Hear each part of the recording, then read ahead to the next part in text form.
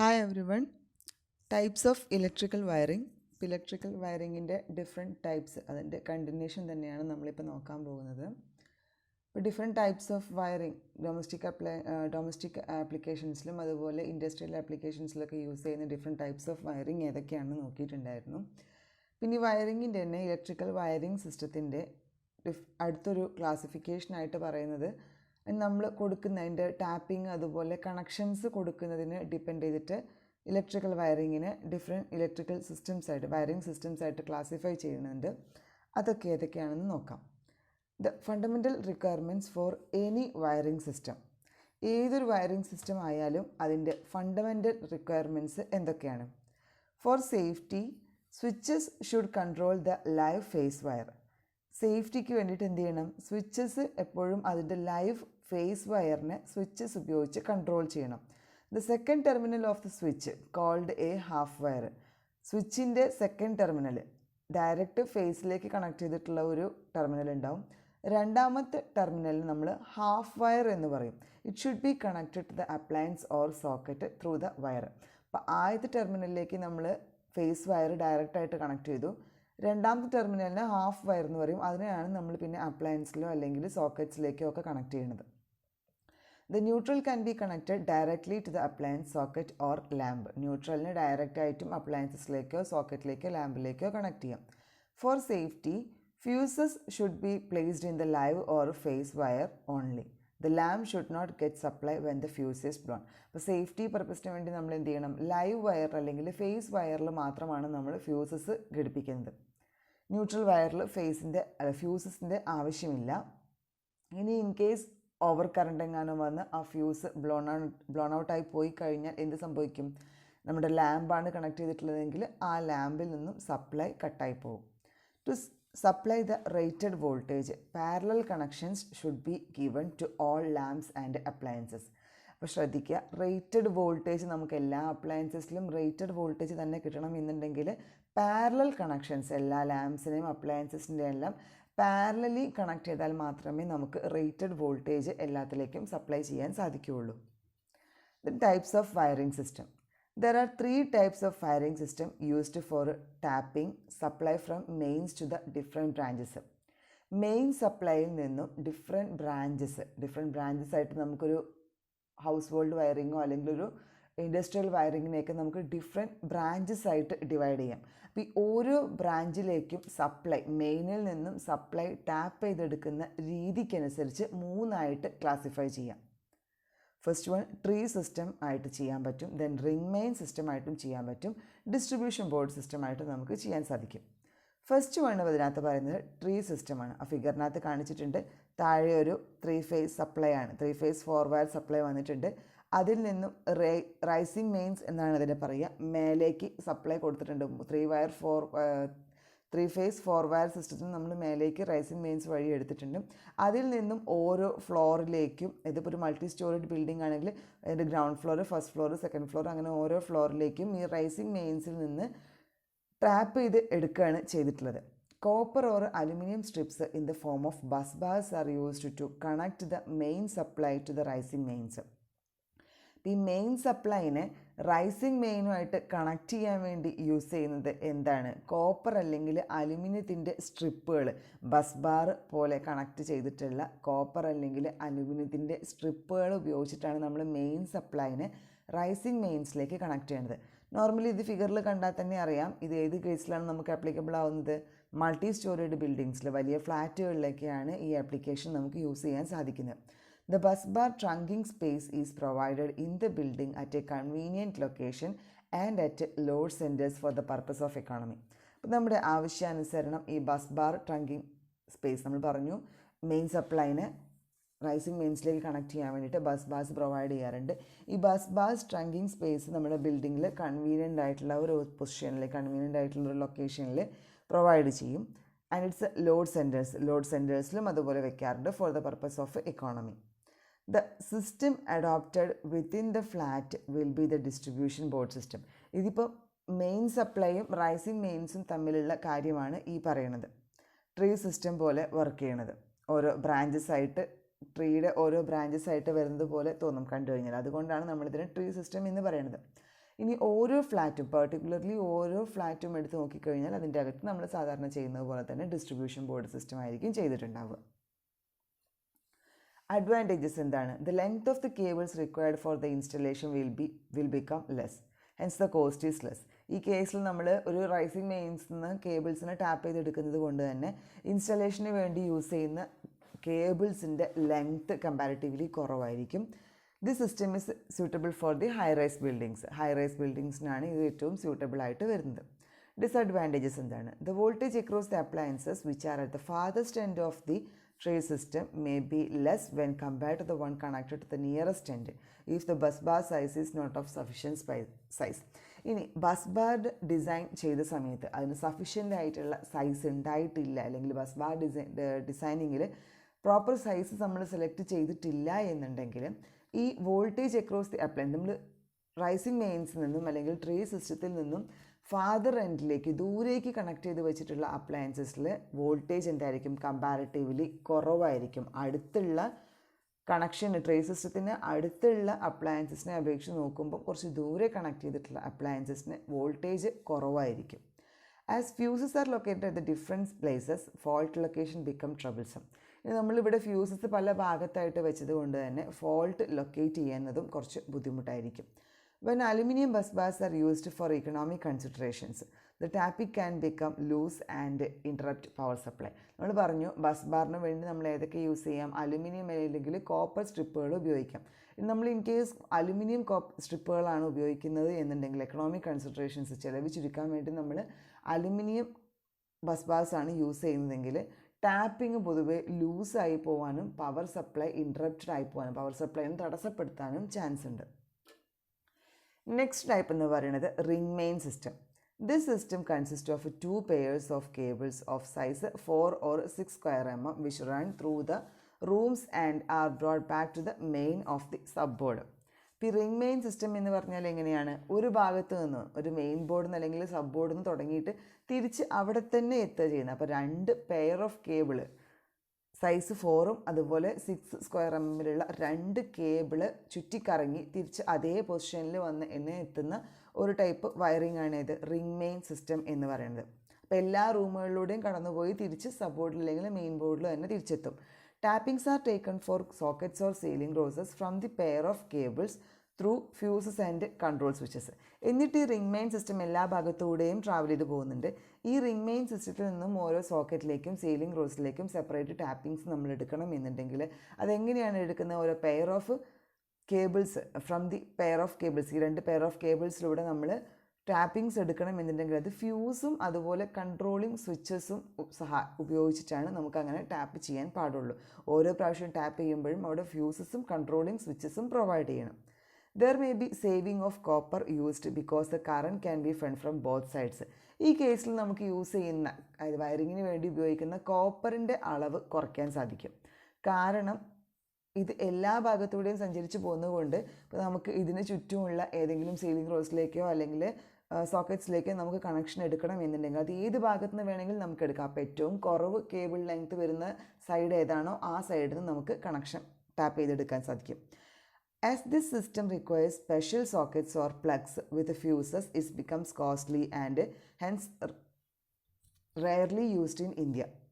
പറഞ്ഞു ഇത് ഓരോ പ്രാവശ്യം നമ്മൾ ടാപ്പ് ചെയ്യുമ്പോഴും സോക്കറ്റ്സിനും അതുപോലെ പ്ലഗ്സും, അതായത് സ്പെഷ്യൽ സോക്കറ്റ്സും പ്ലഗ്സും നമ്മൾ യൂസ് ചെയ്യണം. ഫ്യൂസുകളും കൺട്രോളിങ് സ്വിച്ചസും പ്രൊവൈഡ് ചെയ്തിട്ടുള്ള സ്പെഷ്യൽ സോക്കറ്റ്സും പ്ലഗും യൂസ് ചെയ്യേണ്ടി വരുന്നതുകൊണ്ട് തന്നെ ഇത് കമ്പാരിറ്റീവ്ലി കുറച്ച് കോസ്റ്റ്ലിയാണ്. അതുകൊണ്ട് തന്നെ ഇത് ഇന്ത്യയിൽ അങ്ങനെ യൂസ് ചെയ്യാറില്ല. ഇതാണ് ഫിഗർ കാണിച്ചിട്ടുള്ളത്. ഫേസ്, ന്യൂട്രലും എർത്തും 3 വയർ ഇങ്ങനെ കവർ ചെയ്യുന്നുണ്ട്. അതിൽ നിന്നും ഓരോ ഭാഗത്തേക്ക് നമ്മൾ സോക്കറ്റിലേക്കും ഔട്ട്ലെറ്റിലേക്ക്, ഓരോ സോക്കറ്റ് ഔട്ട്ലെറ്റിലേക്ക് അതുപോലെ സ്വിച്ച് ബോർഡിലേക്കൊക്കെ അതിനകത്ത് നിന്ന് നമ്മൾ കണക്ഷൻസ് പ്രൊവൈഡ് ചെയ്തിട്ടുണ്ടാവും. As per IEE regulations, 1 ring circuit has to be there for every 100 square meters of the floor area or part thereof. അതായത് ഇതിൻ്റെ അകത്ത് ഓരോ 100 സ്ക്വയർ മീറ്റർ ഏരിയയ്ക്ക് നമ്മൾ ഓരോ റിംഗ് സർക്യൂട്ട് പ്രൊവൈഡ് ചെയ്യണം. ഈ റൂൾ അനുസരിച്ച് ഓരോ 100 സ്ക്വയർ മീറ്റർ ഓഫ് ഫ്ലോർ ഏരിയയ്ക്കും ഓരോ റിംഗ് സർക്യൂട്ട് പ്രൊവൈഡ് ചെയ്യണം. The number of power plugs fed from branch lines. Branch ലൈൻസിന് പറയുന്ന പേര് സ്പൾസ് എന്നാണ്. Number of power plugs fed from branch lines, ഒരു ബ്രാഞ്ച് ലൈനിൽ നിന്നും നമുക്ക് എടുക്കാവുന്ന പവർ പ്ലഗിൻ്റെ എണ്ണം എത്രയാണ്? 2ൽ അധികം പോകാൻ പാടില്ല, 2ൽ കൂടുതൽ ഉണ്ടാവാൻ പാടില്ല. എന്നാൽ total current should not exceed 30 ampere. Power പ്ലഗിലേക്ക് നമ്മൾ total number of power plug ഓരോ ബ്രാഞ്ച് ലൈനിൽ നിന്നും എടുക്കുന്നത് 2ൽ കൂടാൻ പാടില്ല. ടോട്ടൽ കറണ്ട് 30 ആംപിയറിലും കൂടാൻ പാടില്ല. Protection for individual power plug can be provided by having built in fuses with the individual power plugs or by having MCB type switch and socket arrangement. ഓരോ ഇൻഡിവിജ്വൽ പവർ പ്ലഗിനും നമ്മൾ built in fuses വെച്ചിട്ട് അതിന് protections provide ചെയ്യാം. With individual power plug, ഓരോ power പ്ലഗിനും built in fuse ഉപയോഗിച്ചുകൊണ്ട് നമുക്കതിന് പ്രൊട്ടക്ഷൻസ് പ്രൊവൈഡ് ചെയ്യാം. അതല്ല എന്നുണ്ടെങ്കിൽ MCB ടൈപ്പ് സ്വിച്ചോ സോക്കറ്റ് അറേഞ്ച്മെൻറ്റോ യൂസ് ചെയ്യാം. MCB miniature circuit breaker type സ്വിച്ചോ സോക്കറ്റ് അറേഞ്ച്മെൻറ്റോ ഉപയോഗിച്ചുകൊണ്ട് ഓരോ ഇൻഡിവിജ്വൽ പവർ പ്ലഗിനെയും നമുക്ക് പ്രൊട്ടക്റ്റ് ചെയ്യാൻ സാധിക്കും. The next one, third system എന്ന് പറയുന്നത് നമ്മളൊക്കെ കോമൺ ആയിട്ട് വീടുകളിലും കമ്പനിയിലൊക്കെ യൂസ് ചെയ്യാറുള്ള distributed power system, distribution power system, board system.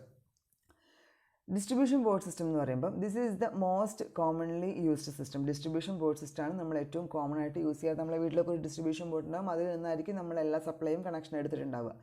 This is the most commonly used system. This system enables the appliances connected to the system to have the same voltage.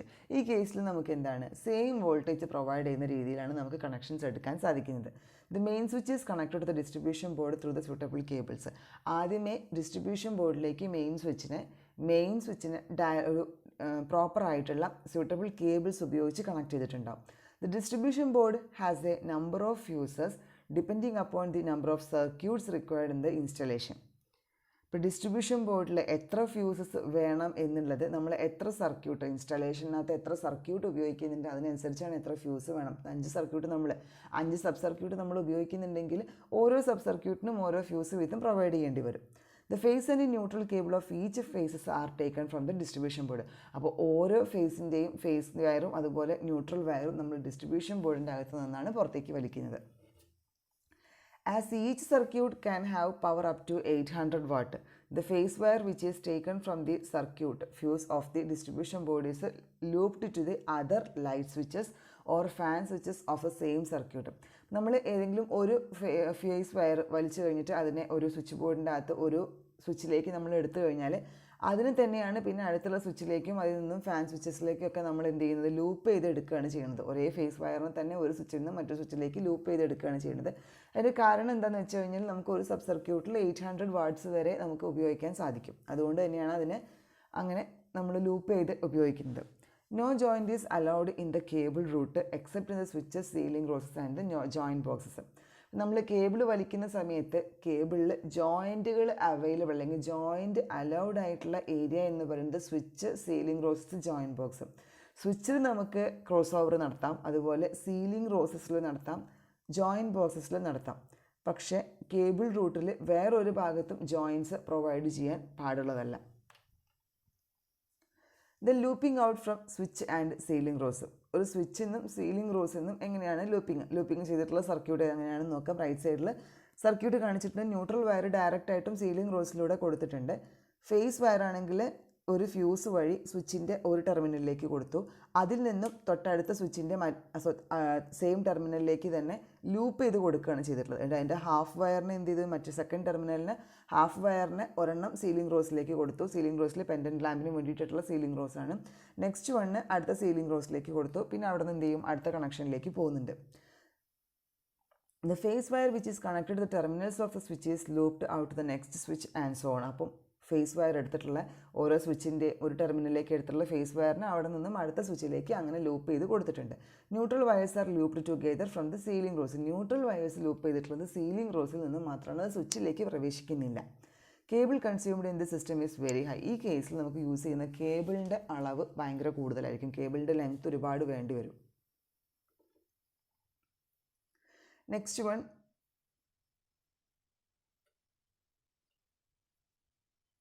Looping out from switch. സ്വിച്ചിൽ നിന്നും എങ്ങനെയാണ് looping out എടുക്കുന്നത്? This system employs special switches having 2 terminals and 1 connector. നമ്മൾ നേരത്തെ പറഞ്ഞ കേസിൽ 2 terminal മാത്രമേ ഉണ്ടായിരുന്നുള്ളൂ. ആദ്യത്തെ ടെർമിനലിലേക്ക് ഫേസ് വയർ വന്നു, രണ്ടാമത്തെ ടെർമിനലിൽ നിന്നും ഹാഫ് വയർ പുറത്തേക്ക് പോയി, അത് അപ്ലയൻസിലേക്ക് കണക്ട് ചെയ്തു. ഇവിടെയാണെങ്കിൽ 2 ടെർമിനലും ഒരു കണക്ടർ കൂടി അവൈലബിൾ ആണ്. Both the phase and the neutral cables are taken to the switch for looping the cable. ഇവിടെ കേബിളിന് ലൂപ്പ് ചെയ്യാൻ വേണ്ടിയിട്ട് ഫേസ് വയറും ന്യൂട്രൽ വയറും ഒരുപോലെ സ്വിച്ചിൻ്റെ അകത്തേക്ക് എടുത്തിട്ടുണ്ട്. നമുക്ക് ഫിഗറിൽ കാണിച്ചിട്ടുണ്ട്. ന്യൂട്രൽ വയർ സ്വിച്ചിൻ്റെ കണക്ടർ എന്ന് പറഞ്ഞ കണക്ടറിലേക്ക് ന്യൂട്രൽ വയറിനെ കൊടുത്തിട്ടുണ്ട്. ഈ ന്യൂട്രൽ വയർ കണക്ട് ചെയ്യാൻ വേണ്ടിയിട്ടാണ് കണക്ടർ പ്രൊവൈഡ് ചെയ്തിട്ടുള്ളത്. ഈ കണക്ടറിൽ നിന്ന് പിന്നെ നേരെ സീലിംഗ് റോസിലേക്കും കൊടുത്തിട്ടുണ്ട്. ലൈൻ വയർ അതുപോലെ സ്വിച്ചിൻ്റെ ഒരു ടെർമിനലിലേക്ക് വന്നു, മറ്റൊരു ടെർമിനലിൽ നിന്ന് ഹാഫ് വയർ പുറത്തേക്ക് പോയി. As these accessories are not commonly manufactured in India such a system is not used. അപ്പോൾ ഇങ്ങനെയൊരു സിസ്റ്റം സാധാരണ ഇന്ത്യയിൽ മാനുഫാക്ചർ ചെയ്യുന്നില്ല. അതുകൊണ്ട് തന്നെ ഇവിടെ ഇതിൻ്റെ യൂസേജും വളരെ കുറവാണ്. യൂസ് ചെയ്യുന്നില്ല എന്ന് തന്നെ പറയാം. കാരണം ഇവിടെ ലൈൻ വയറും ന്യൂട്രൽ വയറും രണ്ടും സ്വിച്ചിൻ്റെ അകത്തേക്ക് എടുത്തിട്ടുണ്ട്. സ്വിച്ചിൻ്റെ അകത്തേക്ക് 2 ടെർമിനലിലേക്ക് കണക്ട് ചെയ്തിട്ടുള്ളത് ഫേസ് വയർ മാത്രമാണ്. അതിൻ്റെ കണക്ടറിലേക്കാണ് ന്യൂട്രൽ വയർ കണക്ട് ചെയ്തിട്ടുള്ളത്. എന്നിട്ട് ന്യൂട്രൽ വയർ അതിൽ നിന്നും പിന്നെ സീലിംഗ് റോസിലേക്ക് കണക്ട് ചെയ്യുകയാണ് ചെയ്തിട്ടുള്ളത്. നെക്സ്റ്റ് വൺ എന്ന് പറയുന്നത് looping out from 3 plate ceiling roses. 3 plate ceiling roses എന്നാണ് നമ്മളെങ്ങനെ കണക്ഷൻ എടുക്കുക എന്ന് നോക്കാം, എങ്ങനെ ലൂപ്പിംഗ് ചെയ്യാമെന്ന് നോക്കാം. 3 terminal ceiling roses need to be used. ഇവിടെ നമ്മൾ യൂസ് ചെയ്യണമെങ്കിൽ എങ്ങനെയാണ്? 3 ടെർമിനലുള്ള, നേരത്തെ പറഞ്ഞതിലെല്ലാം 2 ടെർമിനലുള്ള സീലിംഗ് റോസാണ് നമ്മൾ യൂസ് ചെയ്യുന്നത്. അപ്പോൾ ഈ കേസിൽ 3 ടെർമിനലുള്ള സീലിംഗ് റോസാണ് നമ്മൾ യൂസ് ചെയ്യുന്നത്. ഫിഗറിൽ കാണിച്ചിട്ടുള്ള പോലെ ന്യൂട്രൽ വയർ സീലിംഗ് റോസിൻ്റെ 3ാമത്തെ ടെർമിനലിലേക്ക് കണക്ട് ചെയ്തിട്ടുണ്ട്. ലൈൻ വയർ അല്ലെങ്കിൽ ഫേസ് വയർ ഒരു ടെർമിനലിലേക്ക് കണക്ട് ചെയ്തു, അതിൽ നിന്നും സ്വിച്ചിലേക്ക് കണക്ട് ചെയ്തു. സ്വിച്ചിൽ നിന്ന് തിരിച്ചു പോകുന്നത് അടുത്ത സീലിംഗ് റോസിൻ്റെ അടുത്ത ടെർമിനലിലേക്ക് പോകുന്നു. എന്നിട്ട് ആ ടെർമിനലിൽ നിന്നാണ് എന്ത് ചെയ്തിട്ടുള്ളത്? ഫിക്സ്ചേഴ്സിലേക്ക് കണക്ഷൻ പോയിട്ടുള്ളത്. As this system uses less cables when compared to the looping out from the switches and ceiling rows, this system is used in some parts of India. അപ്പോൾ മുമ്പ് പറഞ്ഞ 2 കേസിനെ അപേക്ഷിച്ച് നോക്കുമ്പം സ്വിച്ചിനകത്തും സീലിംഗ് റോസിലും ലൂപ്പിംഗ് നടത്തുന്നതിനെ അപേക്ഷിച്ച് നോക്കുമ്പോൾ ഈ 3 പ്ലേറ്റ് സീലിംഗ് റോസ് ഉപയോഗിച്ച് ലൂപ്പിംഗ് നടത്തുന്നതിന് കുറച്ചുകൂടെ കേബിൾസ് യൂസ് ചെയ്യുന്നതിൻ്റെ എമൗണ്ട് കുറവായത് കാരണം ഇന്ത്യയിൽ പല ഭാഗങ്ങളിലായിട്ട് ഇത് യൂസ് ചെയ്യാറുണ്ട്. Next one looping out with junction box. Junction box ഉപയോഗിച്ചിട്ട് എങ്ങനെയാണ് ലൂപ്പിംഗ് ഔട്ട് ചെയ്യണമെന്ന് നോക്കാം. In this system a pair of conductors from the distribution board is brought to the junction box and tappings are taken to the switches 2 plate ceiling roses as well as other points from the junction box. ഇവിടെ ceiling rose കൂടാതെ നമ്മളൊരു 3 ടെർമിനലുള്ള ഒരു junction box ആണ് ഇവിടെ ഉപയോഗിച്ചിട്ടുള്ളത്. Pair of conductors from the distribution ബോർഡിൽ നിന്നുള്ള 2 conductors നമ്മൾ എന്ത് ചെയ്തു? ആദ്യം ജംഗ്ഷൻ ബോക്സിലേക്ക് എടുത്തു. ജംഗ്ഷൻ ബോക്സിൽ നിന്നാണ് പല സർക്യൂട്ടിലേക്കായിട്ട് ടാപ്പിംഗ്സ് പ്രൊവൈഡ് ചെയ്യാറുള്ളത്. സ്വിച്ചസിലേക്ക് ടാപ്പ് ചെയ്തിട്ടുണ്ട്, അതുപോലെ സീലിംഗ് റോസിലേക്ക് ടാപ്പ് ചെയ്തിട്ടുണ്ട്, മറ്റ് ഭാഗങ്ങളിലേക്കും അതിൽ നിന്നും കണക്ഷൻ പോകുന്നുണ്ട്. ആ കോമൺ ആയിട്ട് ഒരു ജംഗ്ഷൻ ബോക്സ് പ്രൊവൈഡ് ചെയ്തിട്ട് ആ ജംഗ്ഷൻ ബോക്സിൽ നിന്നാണ് ലൂപ്പിംഗ് പ്രൊവൈഡ് ചെയ്യുന്നത്. This method may be economical for lodges whereas row of rooms are constructed on either side of the common corridor. സാധാരണഗതിയിൽ ലോഡ്ജസിലൊക്കെയാണ് ഇങ്ങനെയുള്ള സർക്യൂട്ടുകൾ അല്ലെങ്കിൽ സിസ്റ്റം ഓഫ് വയറിങ് കുറച്ചും കൂടെ ആപ്ലിക്കബിൾ ആയിട്ട് വരുന്നത്. കാരണം ഒരു കോറിഡോറിൻ്റെ 2 സൈഡിലായിട്ട് റൂംസ് പ്രൊവൈഡ് ചെയ്തിട്ടുണ്ടെങ്കിൽ 2ലേക്കും ഒരുപോലെ കണക്ഷൻസ് കൊടുക്കാൻ സെൻട്രലായിട്ട് നമുക്ക് ഇതുപോലെ ഒരു കണക്ടർ അല്ലെങ്കിൽ ജംഗ്ഷൻ ബോക്സ് ഫിക്സ് ചെയ്ത് കഴിഞ്ഞാൽ അതിൽ നിന്നും കണക്ഷൻസ് കൊടുക്കാൻ നമുക്ക് എളുപ്പമായിരിക്കും. അതിൻ്റെ അഡ്വാൻറ്റേജസ് എന്ന് പറയുമ്പം all loads are connected across the same voltage. ഒരുവിധം എല്ലാ ലോഡും സെയിം വോൾട്ടേജിലായിരിക്കും കണക്ട് ചെയ്തിട്ടുണ്ടാവുക. വോൾട്ടേജ് പ്രോബ്ലംസ് ദൂരെയുള്ളതിനോ അടുത്തുള്ളതിനോ എന്ന വ്യത്യാസം വോൾട്ടേജ് പ്രോബ്ലംസ് വരാറില്ല. Then fault location is easy. ഇവിടെ നമുക്ക് ഫോൾട്ട് ലൊക്കേറ്റ് ചെയ്യാനും കമ്പാരിറ്റീവ്ലി എളുപ്പമാണ്. ഡിസഡ്വാൻറ്റേജസ് എന്ന് പറയുമ്പം കണക്ഷൻ കുറച്ചും കൂടെ കോംപ്ലിക്കേറ്റഡ് ആയത് കാരണം റിക്വയേഴ്സ് സ്കിൽഡ് ലേബർ. അത്യാവശ്യം നല്ല എക്സ്പേർട്ട് ആയിട്ടുള്ള ലേബേഴ്സിന് തന്നെ നമുക്ക് ഇതിൻ്റെ കണക്ഷൻസ് കൊടുക്കാൻ ആവശ്യമായിട്ട് വരും. Then costlier than other systems. മറ്റുള്ള സിസ്റ്റംസിനേക്കാളും പൊതുവേ കോസ്റ്റ് കൂടുതലായിരിക്കും.